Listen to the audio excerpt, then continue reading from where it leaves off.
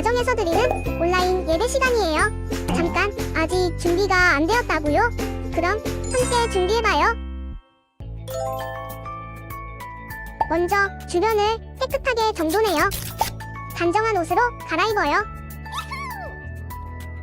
성경책, 찬송가, 헌금을 준비해요. 누워있거나 간식을 먹지 않기로 약속해요. 다른 행동은 멈추고 예배에 집중해요. 찬양 시간에는 기쁜 마음으로 일어나서 따라해요. 성경 말씀은 함께 큰 목소리로 따라 읽어요. 설교가 끝나고 기도 후에는 큰 소리로 아멘해요. 아멘. 준비한 헌금은 따로 저금통이나 성경책에 모아두었다가 교회에 출석할 때 드려요. 예배가 끝날 때까지 경건하게 예배에 집중해요. 광고도 잘 듣고 기억해두세요. 그럼 예수님과 함께 기쁘고 행복한 예배 시간이 되기를 바라요.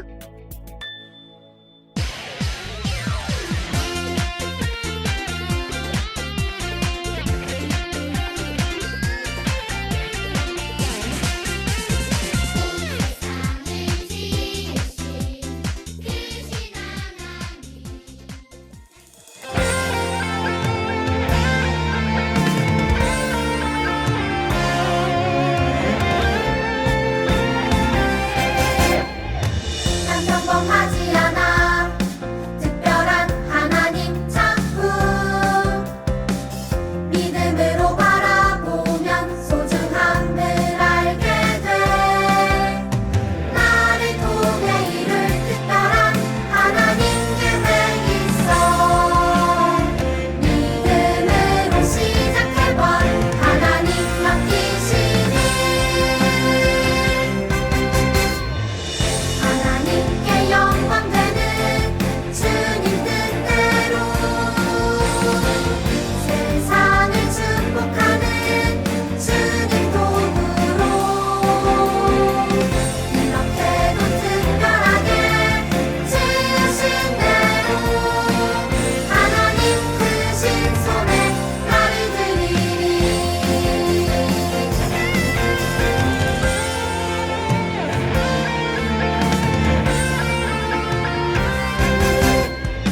난 평범하지 않아 특별한 하나님 작품 믿음으로 바라보면 소중함을 알게 돼 나를 통해 이룰 특별한 하나님 계획 있어 믿음으로 시작해봐 하나님 맡기시니 하나님께 영광되는 주님 뜻대로 세상을 축복하는 주님 도구로 이렇게도 특별하게 지으신 대로 하나님 크신 손에 나를 드리리 하나님께 영광되는 주님 뜻대로 세상을 축복하는 주님 도구로 이렇게도 특별하게 지으신 대로 하나님 크신 손에 나를 드리리 하나님 크신 손에 하나님 크신 손에 나를 드리리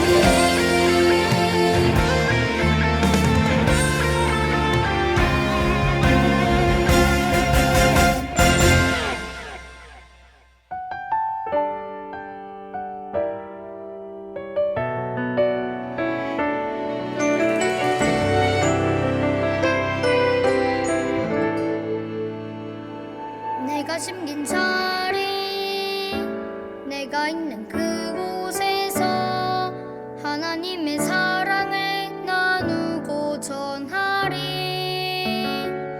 내가 심긴 자리 내가 있는 그곳에서 하나님의 축복을 나누고 전하리 하나님 내게 주신 특별한 사명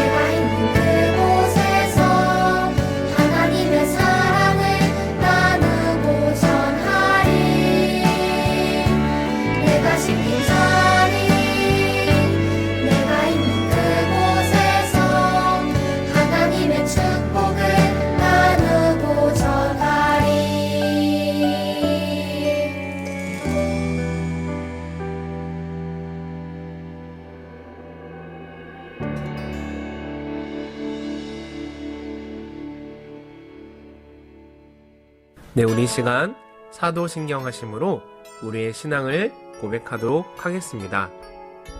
나는 전능하신 아버지 하나님, 천지의 창조주를 믿습니다. 나는 그의 유일하신 아들, 우리 주 예수 그리스도를 믿습니다.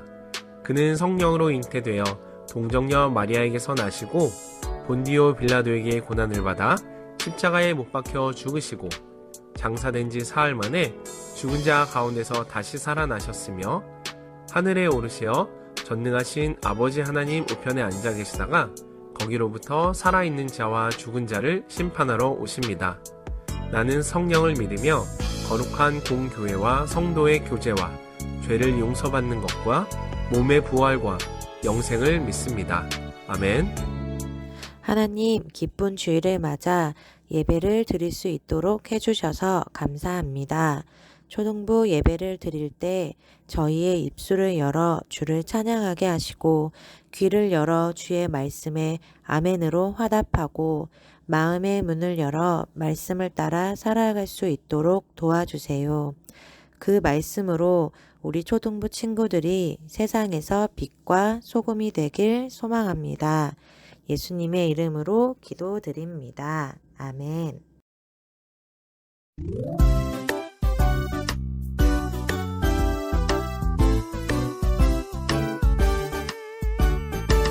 나는야 주의 어린이 주의 사랑으로 자라가요.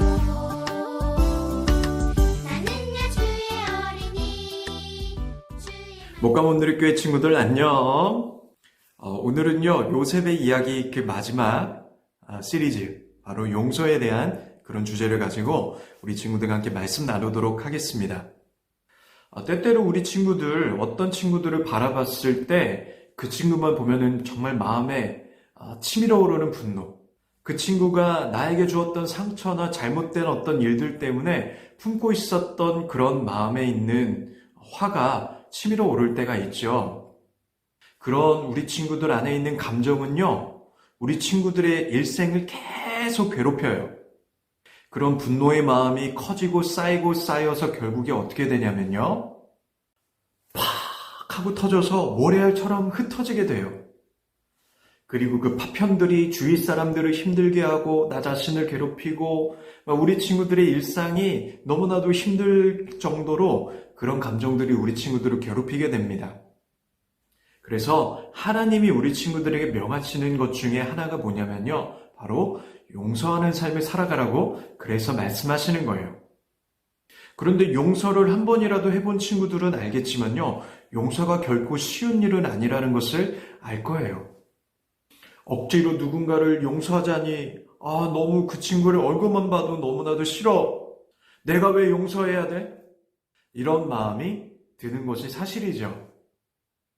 그래서 우리 친구들 용서라는 것이 중요한 게 뭐냐면요, 용서는 진심의 마음이 꼭 함께 해야 하는 것이고요, 용서라는 것은 그래서 잘못을 깨닫고 잘못을 뉘우치고 또 하나님이 가르쳐 주신 사랑 안에서 그 용서의 삶을 이루기를 결단하는 것이 너무나도 중요하답니다.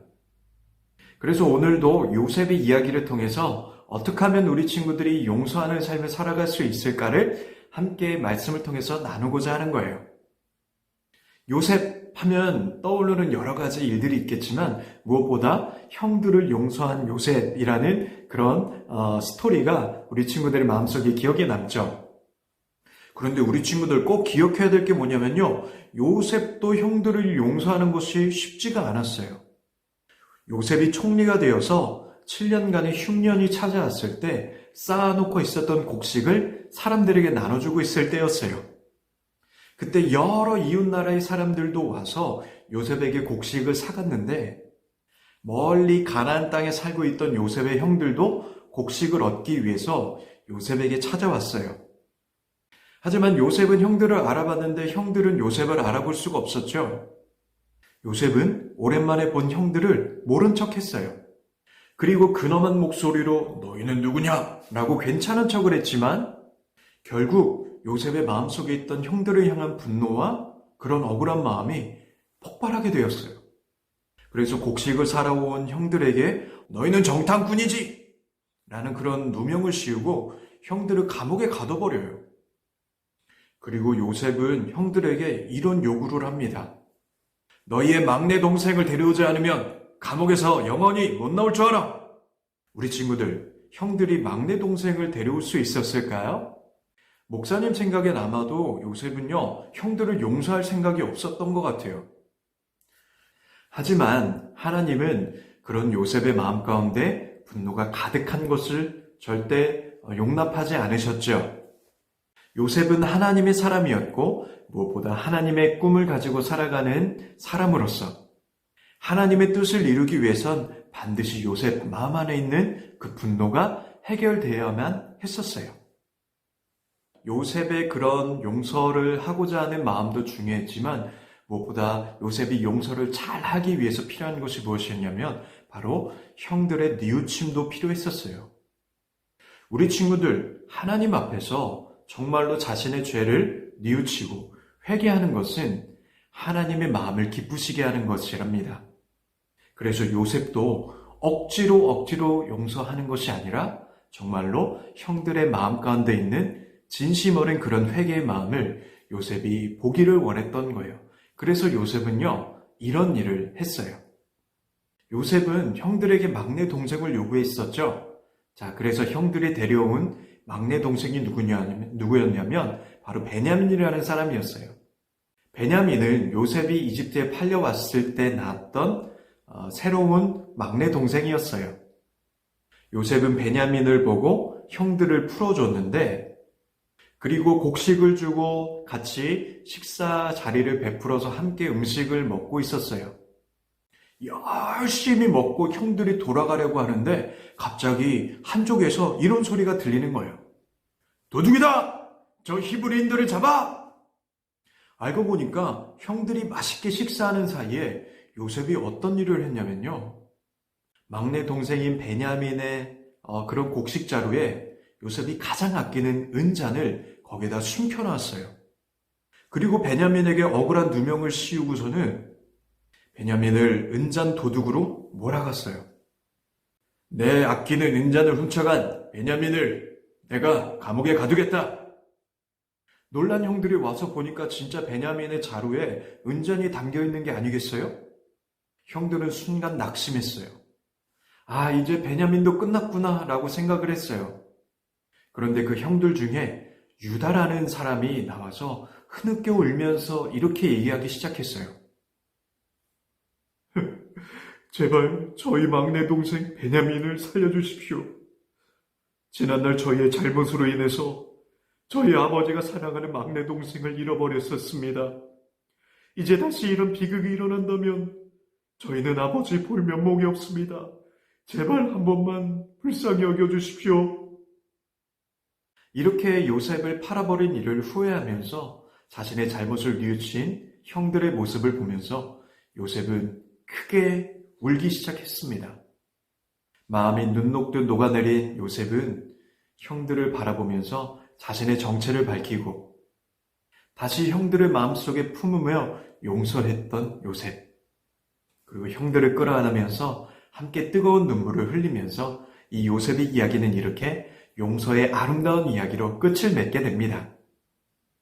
우리 친구들, 한 가지만 우리 친구들에게 질문을 할 테니까요. 한번 생각해 봅시다. 만약에 요셉이 형들을 용서하지 않고서 이 이야기가 끝났다면 어떻게 이야기가 흘러갔을까요? 아마도 요셉의 삶 평생에 형들을 향한 분노를 가지고 앙심을 품고 매일 밤잠에 형들만 생각하면 몸소리를 치면서 언젠가는 복수를 해야 될 텐데 이런 상처를 안고 평생을 살아갔을 텐데 요셉은 결국 용서했고 요셉을 정말로 사랑하는 우리 하나님은 요셉에게 용서할 수 있는 힘과 은혜를 주셨어요. 그리고 그런 용서로 인해서, 사랑으로 인해서 형들도 정말로 축복을 받는 그런 아주 아름다운 이야기로 이 요셉의 이야기는 끝이 납니다. 사랑하는 친구들, 우리 친구들이 그래서 하나님의 말씀을 듣고 용서를 결단하는 친구 됐으면 좋겠습니다. 그래서 우리 하나님은 우리 친구들을 사랑하셔서 악을 기우지 않고 용서하며 하나님이 주시는 평강으로 살아갈 수 있도록 그렇게 우리 친구들을 날마다 이끄신다는 것입니다. 그래서 오늘 말씀을 기억할 때 분노를 버리고 오직 하나님이 우리를 용서하신 것과 같이 사람들을 용서하며 친구들을 용서할 수 있는 그런 친구들, 요즘과 같이 그렇게 멋진 삶의 이야기의 마무리를 할 수 있는 그런 사랑하는 친구들 되기를 간절하게 축복합니다. 자, 그렇다면 우리 친구들 오늘 이 요셉의 이야기를 통해서도 깨달은 점을 가지고 우리 친구들이 하나님 앞에 간절하게 기도하며 나가는 그런 시간 되었으면 좋겠습니다. 오늘 이 시간 용서할 수 있는 친구, 하나님의 사랑으로 그렇게 친구들을 품을 수 있는 그런 내가 해달라고 우리 다 함께 기도로 오늘 모든 것을 마무리하도록 하겠습니다. 함께 기도하겠습니다.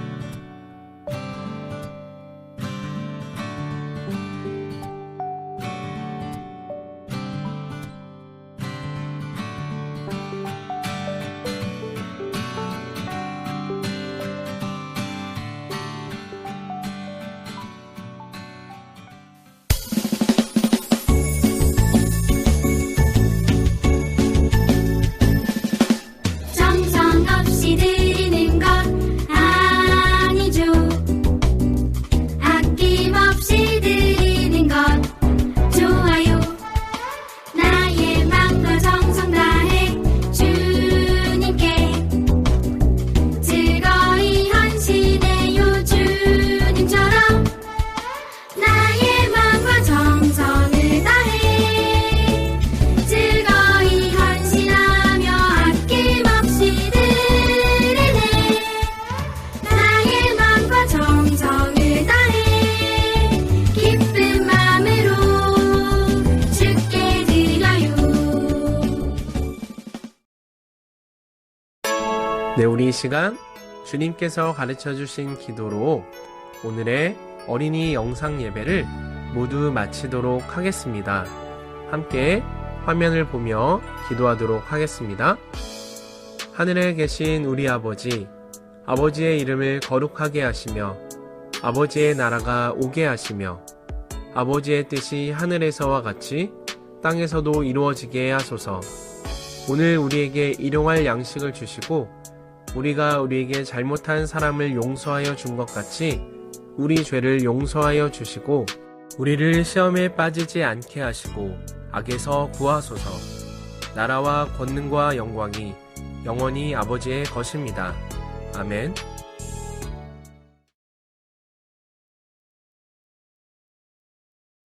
자, 오늘도 공과 모임을 진행하도록 하겠습니다. 오늘은 12과 가족을 용서하는 요셉이라는 이야기를 통해서 요셉 스토리의 마지막 단원을 함께 공부해 보도록 하겠습니다. 자, 오늘 이 공과의 학습 포인트를 요약을 하자면요. 하나님의 사랑으로 다른 사람을 용서할 수 있는 하나님이 주신 가장 축복된 일 중에 하나가 무엇이냐면 바로 다른 사람을 용서할 수 있는 그런 마음을 하나님이 우리 친구들에게 주신다는 것을 깨닫는 그런 시간이 되었으면 좋겠습니다. 자, 그렇다면 말씀 열기로 넘어가면요. 틀린 내용의 밑줄을 긋고 바르게 고치면서 내용을 살피라고 했습니다. 자, 그렇다면 오늘 이 두 가지의 그림이 나올 텐데 이 두 가지의 그림을 보고 밑에 있는 내용을 읽어보면 오늘 우리 친구들과 함께 나눴던 말씀의 이야기 중에 틀린 내용이 있겠죠. 자, 그래서 그 틀린 것이 무엇인지를 우리 친구들이 표시를 하면은 다음 목사님과 함께 정답을 나눴으면 좋겠는데요. 자, 목사님과 함께 그럼 진행을 한번 해보도록 하겠습니다. 자, 첫 번째 그림을 보니까 우리 총리가 된 요셉이 뭔가 호통을 치고 있는, 그렇죠? 형들에게 호통을 치고 있는 그런 그림이에요. 그래서 내용을 살펴보니까 흉년이 들자 요셉의 형들은 애굽으로 곡식을 구하러 왔어요. 요셉의 형들을 알아보았지만 형들은 총리가 된 요셉을 알아보았어요. 라고 이렇게 나와 있습니다. 틀린 것을 찾았어요, 우리 친구들? 아까 목사님 말씀 잘 듣는 친구들은 금방 답을 찾을 건데요. 자, 정답이 뭐죠? 네, 맞아요.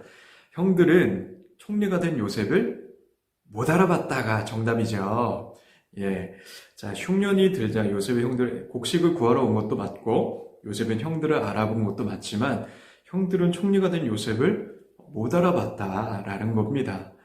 자, 그만큼 근데 요셉이 생각해보면 형들을 이렇게 알아볼 수 있었던 것도 얼마나 요셉이 또 형들에 대한 어떤 그런 적개심, 분노를 품고 있었기 때문에 한 번에 알아보지 않았을까 이런 생각도 해봅니다. 자, 어쨌든 정답 썼으면 두 번째 그림 넘어갈게요. 자, 형들과 함께 요셉이 이제 용서를 하고 다시 이제 마음을 회복하는 그런 그림이 나오는데요. 자, 형들은 베냐민의 자루에서 은잔이 발견되자 다시 잡혀왔어요. 그들은 자신들이 예전에 동생 요셉을 팔았던 일을 솔직하게 말했어요. 요셉은 자신이 그들의 동생 요셉임을 밝히며 형들을 미워했다.